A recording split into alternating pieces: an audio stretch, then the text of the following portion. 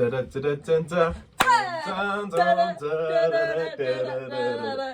we don't have an audience to wait for us. It's like a little awkward singing bit we do before the audience are here, but we're not filming this live, so it's just for us.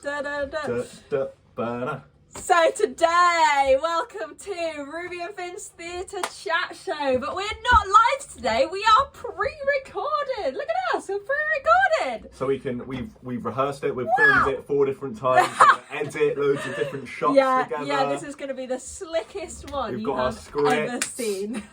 We just whip out full scripts. That was quite in sync though. That was, good. I like that. Wadoosh. So today is the first day of the theatre. This is the first day of our theatre. It's the first day of the school holidays, so it's half term today. Hence why we're not live, because I'm away. I've gone. Free. Freedom. I've gone. Off I needed a rest, so good for you. Thank you. Much deserved. Thank you. So we are pre-recorded today. A bit of audio description. Hello, my name is Ruby. I am a 24-year-old white female with short brown hair. I'm wearing a striped V-neck blue crop top. I am the artistic director of Animate Theatre Company, which is a theatre company for adults with cognitive and physical disabilities. I am a disabled artist myself, creating work around my autism and female representation in the arts and the media. Finn! I'm Finn. I am a white person, 24-year-old white person I've got a blue hat with hair streaking out of the sides. I've got a burgundy spotted short-sleeved shirt on, and a little bit of a beard coming out, and pierced ears, very exciting. Yay! That's a new feature. We are sitting in front of a cool background that says Ruby and Fynn'S Theatre Chat Show at Animate Theatre, and also I think it's worth pointing out that there is a keyboard in the background. That's new. We're not going to play it at any Usually point. you can't see it because we're on a different camera, but It's a brand new keyboard special where you get to look at the today. keyboard in the background. It's very sunny and it's very hot, so we are actually in our Short weather. summer clothes. Yeah, we're both wearing shorts. You can't really see it, but Yeah, I showed off one leg just for audio description purposes. that is. I've got some questions to ask you. Oh, no. Close your eyes. Close your eyes. Close your Eyes eyes. are closed.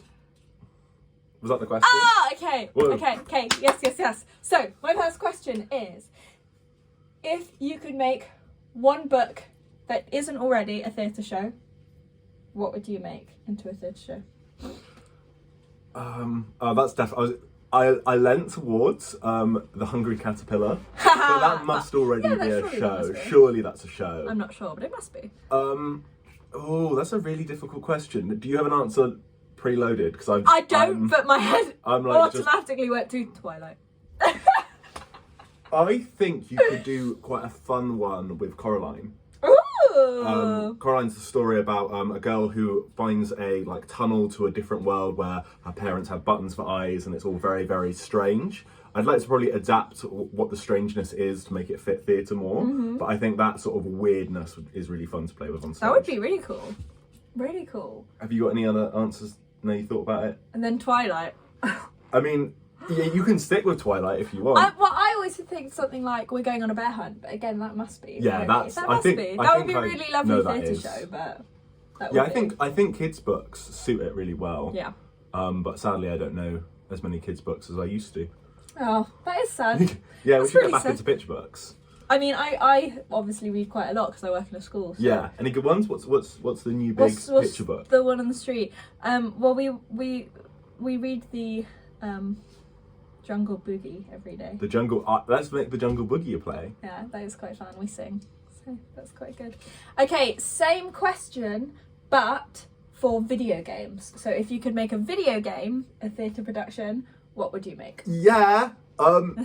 Yeah. Yeah, I'm in. My favourite video game is Mario Kart. Okay. And I don't know how you would adapt that. Cool. But sort of showing a racing and everyone trying to rally behind one of the Mario's got to win against Bowser, and you have all the people on cars on stage and they're all you can have tilting. tracks and they're or on a tilting stage, or oh, that boat's going fast. Zoom. We're in theme parks when you've got the seating and it like tilts. Yeah.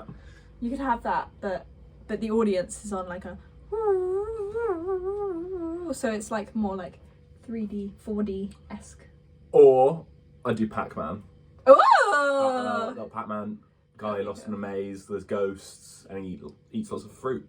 That's exciting. Oh, eats lots of fruit. Very important. Have you got an answer? Oh, I don't play many games. I only play Animal Crossing and Sims. I mean, Animal Crossing could work. Nice little village of animals, like to tell a cute sort of kid's story. I'm imagining. I'm also thinking Frogger, one frog's journey across a road and a river. That into a play. I'm in. I like sort of retro arcade games if it's not already shown. Yeah, that is. I also have a question of have you been to the theatre yet? Yeah, I went back to the second day after Theatre Royal opens. Nice. Rambert drawn to something. Oh. I can't remember what it's. The company's Rambert. Okay. And I can't remember what the name of the show was, but it was just so exciting to be back watching something with lots of other people. Did you see it in the Lyric or the Yeah, it was in the Lyric, and all socially distanced. The Lyric is the bigger stage at the Theatre Royal. I think that's the easiest one to get lots of people in, but also have them spaced out because of how large it is. Yeah. So I think it's normally 1,000 people can sit in there, and maybe there was 500. Okay. So half capacity. Yeah. But that's it was really nice. A dance piece. Ah. So lots of hard to narrow down what the narrative was, but there were like sort of vignettes. So there was like a bit where a baby was born. And then the baby could suddenly talk and dance. And then there were two reporters just freaking out. Whoa. Like, whoa, this baby can talk? And I was like, yeah. What is happening? it was very odd. But it was fun. That's cool. I've not gone to see anything yet. Haven't really got the chance. But I have ticked off all the shows that I do want to see. So I've made a list. But I've not had the chance to go see anything. You've gone to see lots of movies as well. Yeah, cinemas are open and I have seen basically everything. Surprisingly, my big recommendation to anyone who needs to go and see a film would be Peter Rabbit 2. Really? Is it really good? It was really silly and fun. I love like Paddington 2 and that sort of vibe, and it feels like it's a response to Paddington, but it doesn't go quite as cute and schmaltzy. It's a little bit like sillier, a little bit harsher, not as good, but hard to beat Paddington 2. Fun in its own way. Yeah, that's you should never compete with Paddington 2. Never. It won't happen. So that moves us on to segment 2. Woo! This is our book club segment where we are talking about Romeo and Juliet. We watched the online version of the Globe's Romeo and Juliet. I'm unsure if it was like company specific or it was just the Globe. That's where we watched it, on the Globe YouTube. I feel like they just is it the RSC? Is that who does it in the Globe? We'll have a look at that. We are theatre people, we know nothing. We are great. So it was quite a long one, so don't worry if you haven't watched the whole thing, if you've just watched snippets, if you've just kind of seen the advert, that's absolutely fine. We're just going to take a deep dive into it. Obviously, we gave you 2 weeks because we had our break last week, and we gave you extended time just to have a peruse, just to have a look. Me and Finn watched most of it. We kind of did a little skip through on moments so we could really absorb the whole thing. And from what we understand, it was set in the 80s. We're going for costumes. I think it... So it doesn't stick to that, but the costumes are 80s inspired. Yes. And quite leather pants, big puffy wedding dresses, hoodie sort of ensemble, like just... kind of costuming more modern hints to it, but there's nowhere else. So the text is all true Shakespeare, which I think is important. You wouldn't want to change those words, especially for the Globe setting. Like that's. But like the things, I understand. Like none of the other elements or set is even very modern. Yeah, it was a bit. I felt a bit confused with the setting of it because it was hinting at 80s with the costuming. But then it didn't explicitly reveal that, and it wasn't important to the storyline. So the costuming made no sense in the context of the show. So we were a bit confused as to what decision was made. I think it's one of those things of when you're doing a Shakespeare adaptation, you have to make a decision. You're meant to it's this, but it's on a spaceship, and then make that work. And all they did here was, we're going to put it in 80s clothes so it'll be cool, and the people go, that's cool and young and hip. But let's not do anything or work on it, or work on fitting that in a way that makes sense, but won't change like the daggers, and it's all just going to, because like, you know, it did feel a bit disjointed. Within the sort of other adaptations, I'm talking film, if you've got the Baz Luhrmann one with Leonardo DiCaprio, they had guns instead of daggers. Incredible version. And like the guns were called dagger, so it made sense. Like there were ways like that. Or if you look at Romeo and Juliet, and they make all of it work in a gnome garden setting. There are lots of Shakespeare adaptations that do really big changes. Yeah, and some huge changes. And keeping the script, I know that why they want to do that. They're in the Globe. They want to keep it right. But if you're just gonna change the clothes, then I feel like you shouldn't bother. Yeah, it felt random. And I think for me, what's really important about Shakespeare is making it accessible to an audience. And it's about, you might not understand the text, and that's okay. Like, you shouldn't have to need to be able to listen to full Shakespeare and understand it. The whole point is when you go and see a Shakespeare production, you want to enjoy it and you want to be able to follow the storyline. I know Romeo and Juliet, and I still struggled with the storyline, and I think that was quite difficult in an accessibility point of view, because I would expect more from the Globe, and I think that's why I struggled so much going into this, because I had such high expectations. And for it to be quite closed off to a certain audience like type, it was disappointing for me that it wasn't made accessible, not in the speech, but in the way it was presented. Like it felt like you would have to really understand Shakespeare to be able to enjoy that production, but then it still wasn't set traditionally in that context, so it was disjointed, and I was disappointed. They clearly wanted to make it a shorter, I think, version of Romeo and Juliet. It was an hour and a half, which I think for Romeo and Juliet, it's so too quick to have any acting, to react. There were no moments of going like, whoa, this has happened. It was we noticed that a lot, that an action would happen and the actors would be so absorbed into, I need to say my next line, rather than I'm going to react to what's just happened on stage. I think we should show exactly what happened at the very end. So, Romeo. Spoilers. Oh. Romeo and Juliet die at the end. Yeah. So Romeo comes in and sees the pretend dead Juliet. Oh, okay, quick, poison, go. I'm dead now. And then 1 second after that. Why have you got poison in your hand? Okay. Oh no, there's nothing left. Right, I'm gonna stab myself. And then two other characters come in and go, that's bad. And then immediately dance break. Yeah, dance. What is this dance? What was worse? What was worse is the Fortnite dancing. It was the Can you do it? That dance was in there, which felt incongruous to the rest of the performance. It didn't fit. It felt like they were like, let's throw this in for the kids. I was expecting to see flossing at that point. No. And that dance style and the music that was playing with it didn't fit the 80s aesthetic at all. It didn't fit the text aesthetic. Nothing clicked. No, it didn't. It felt like they were like, let's do this for this person, this for this person, this for this person. They tried to cater to like a wide audience, but not in a good way. They tried to be like, and obviously like, as theatre makers, we're often trying to make that decision. We're creating a theatre world, and there are so many important decisions we make when creating a show, and it feels like those steps were not taken, and they didn't make those decisions. It was wishy-washy. They decide one essence, they decide something else, and they didn't look at the context of it, and they didn't have an outsider perspective go, actually that doesn't make sense. Now, we are being quite harsh, so if you did like it, please let us know, because I'm sure there's something there for people to enjoy. Is there something you really liked? Is there something that stood out that you liked in this? The guy in the yellow trousers. Yeah, so that's what I was going to move to talk about. Yeah.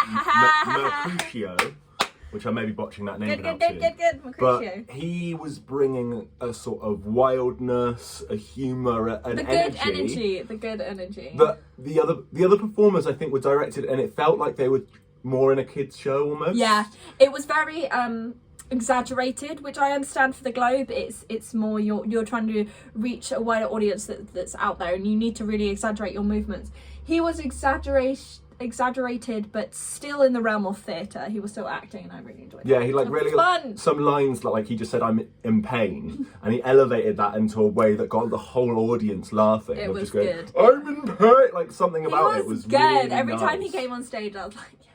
He's back. He's Yes, back. he's back. He's back. Like, I was comfortable when he was on stage, and I knew we were going to be okay. But sadly, we also knew he wasn't going to be there for too long.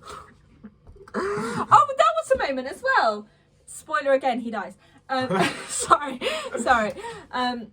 He dies and he goes off stage, and honestly, a minute later, an actor comes back and goes, "He's dead." No reaction from the other actors. So he dies. They were like, okay. He dies, and he could have died on stage, but they just take him off because he doesn't like lying still. I don't know what that decision was. Oh, but And the actress who played Juliet had to lie there for so long, just like being manhandled by Romeo, like. And while Romeo was like with her and she was meant to be dead, her arm was still moving. Yeah, she was really like. I don't know if that was. That could have been like a hint that he was like meant to notice, and then he didn't, and so the audience were going like, "No, look at her arm." But yeah, that's the point where it's a filmed production. We talk so much in creating theatre, and I think this is why it's so frustrating us as theatre makers. But not only that, as like trained theatre makers, like this is what our degree is in. We are often told about how to understand focus, and the point of filming a show is you control the audience's focus. They had close-up shots, they had wider shots. If that was important, surely they'd have a close-up shot, so the filmed audience would see it, because you control the audience's eye when you're filming something. But when you're in a stage production, then you have the whole idea of like controlled focus and multi-focus and like wider focus, because you can't control where the audience. When you're in a film, you control what the audience is seeing, and they didn't like utilize that, which I was like, no. You talked about the audience, and I want to move on to another little thing I liked, which is when you're seeing a film's production, you sometimes get to see audience members. And I ended up looking at like just lots of like we saw someone who we thought was definitely asleep, and that was very exciting. And then when Mercutio was standing in the audience, there was just one guy who was like really shocked by the whole like, well, what? He's standing there? What? And I was like, this is good. Let's watch this guy. I want his reaction to everything. Yeah. But that's just something I always look at. I'm sure that some people enjoyed it, but for me, there wasn't enough. I was expecting so much more from the Globe, and I was disappointed by it. As a first introduction to Romeo and Juliet, I'm sure it probably served quite well. No, it might. Watch a different version if you want a first introduction. I'm sorry, okay. That cannot be your first introduction to Romeo and Juliet. No, then don't. No. So, no. What is your favourite Shakespeare adaptation, like a film or something, some Shakespeare thing that you've seen? See, I love Hamlet. I love the show. Yeah. Hamlet. I loved the Maxine Peake version. That was gorgeous, really nice. But I don't know what my favourite like adaptation is. I've seen a lot. I saw can't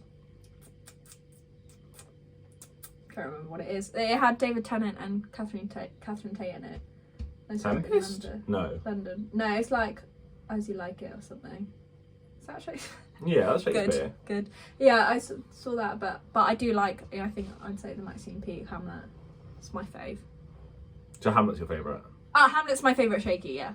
I think my favourite Shaky is, and you mentioned it earlier today, is Twelfth Night. Yeah. I really like Twelfth Night, and I saw a really excellent production of it by Filter that was really chaotic. Pizza came out into the audience. I ended up on stage. I like Shakespeare productions that I have done myself because I feel like I have a greater understanding. Yeah. So the reason I like Hamlet so much is because I studied it, and so I really understand it. Like I did it for my A levels, and I felt. Did you do it in English, or did you do it in drama? English. I find any play I do in English ruins my love for it. Really? I'm the Because opposite. If I'm learning it from a love it. book, it doesn't become theatre. It's like, it's all, take the artistry, the excitement is taken out of it, and it's like, just look at these words. Because I think that's the thing English never does, they don't like care about the fact that it's a play or a performance. The reason I got into certain books was through studying them, because I really like the context and understanding them, and like that's really important for me to. I think with some books that can work, like for when I was introduced to Great Gatsby, I ended up really falling in love with that book. Yeah. But I think with plays, it's really sort of taken in a way that isn't true to it anymore. It's like, oh, look at these words and look at what they're saying. It's like, you're actually meant to be thinking about people standing on stage doing it rather than just a words on a page. Yeah. So, segment number 3. It's segment number 3. Segment number 3. Brought to you by Finn and Ruby. Today we're going to be giving you the next week's book club section, and this one is going to be introduced by Finnegan. So, there is a thing called the Painkiller Podcast, and it was set up during lockdown when lots of theatre people didn't have things to do. They wanted a way for theatre to be back. And so they opened submissions for you to send writers to send in audio plays. Up to 2 people, and then they chose the best ones. They got actors. I think there were some quite famous actors in there. Oh, nice. I can't remember any names off the top of my head, but let me know what performance you enjoy once you listen to some. So there are quite a few of these, about 10-minute audio plays. Good timing as well. So if you listen to a couple, I've already listened to the first one. I like that one quite a lot, actually. I think that one's really good. And then there are lots of different ones throughout. I wouldn't, if you want to listen to all of them, go for it, but I think that you'll be there for quite a while. But please let us know some of your favourites next week. We're going to be talking about some of our favourites. Yes. It's a really cool project to get people making theatre at a time where it's quite hard to. That's really cool. Cool. So that is what we're going to look into next week. Listen to as many or as little as you like, and we'll just have a little gander, and we will be back live next week with all our magical wonder being in person again. Now we'll get back into that last push of summer term, and then it's the summer holidays. And then we're already starting to look at dates to coming back in real life for animate sessions. We're back. Yes. So thank you for joining us today on our fancy pre-recorded version of Ruby and Fynn'S Theatre Chat Show. We will see you guys next week, and we can't wait to hear what you think about those audio plays. Lots of love, guys. Bye. Enjoy all the sun. Have a nice time. Enjoy